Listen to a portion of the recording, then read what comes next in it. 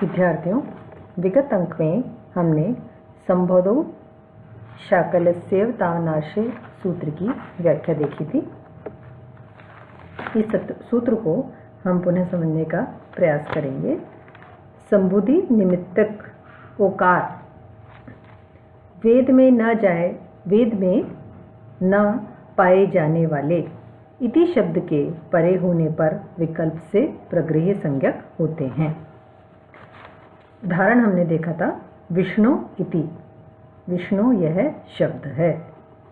विष्णु शब्द से परे संबुधि, संबोधन के एक वचन को संबुधि कहते हैं। विष्णु शब्द से परे संबोधन का जो एक वचन है इसको संबुधि कहते हैं।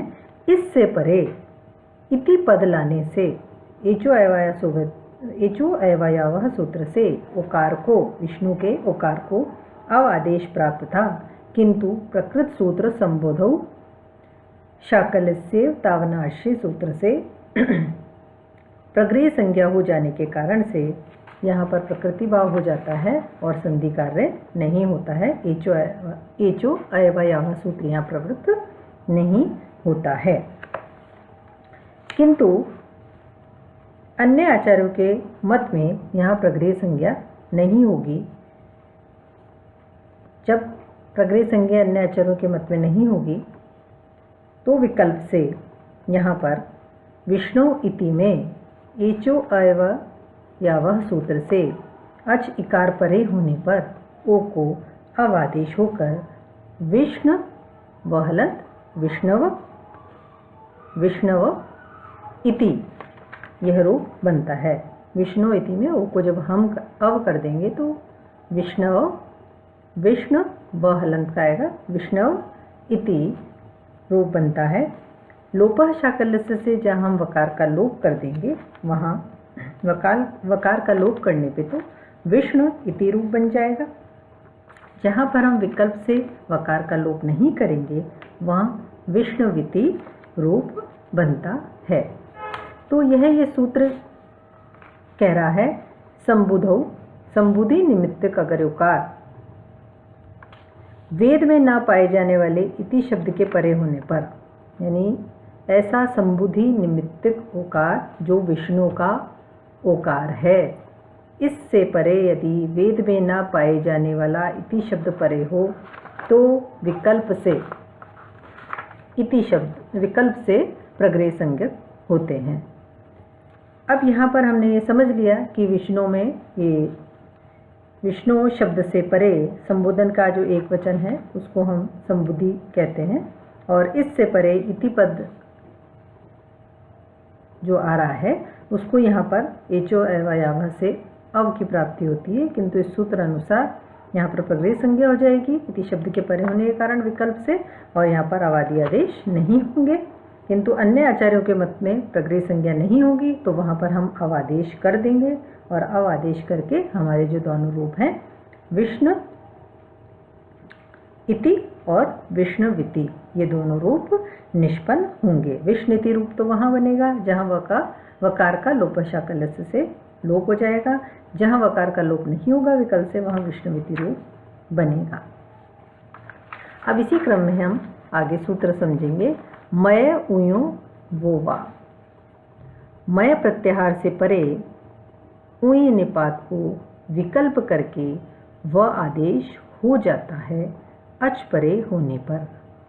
मय प्रत्याहार से परे उय निपात को विकल्प करके वा जो सूत्र में आया विकल्प को ही बताता है, वा यानी विकल्प करके वह आदेश हो जाता है अच परे हो तो, अच यानी स्वर परे होने पर।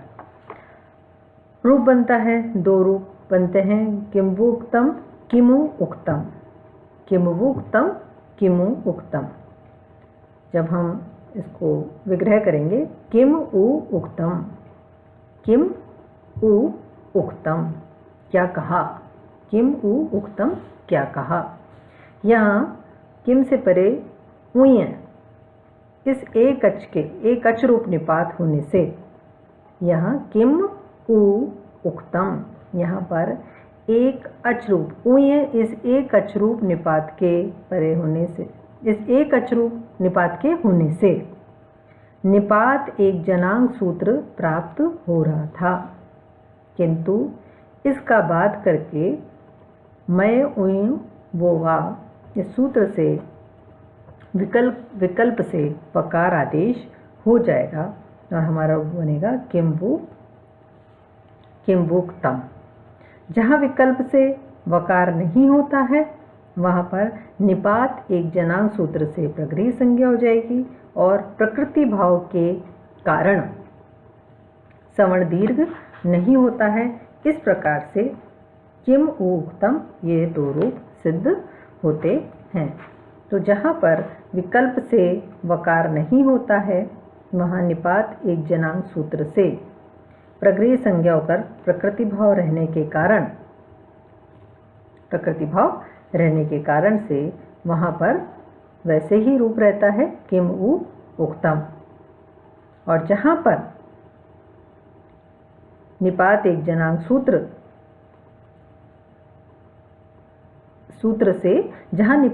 जनांग सूत्र प्राप्त होता है वहाँ पर मय उयोवा सूत्र इसका बात कर देता है, वहाँ पर सूत्र से वैकल्पिक विकार हो जाता है और किंवुक्तम रूप हमारा सिद्ध होता है।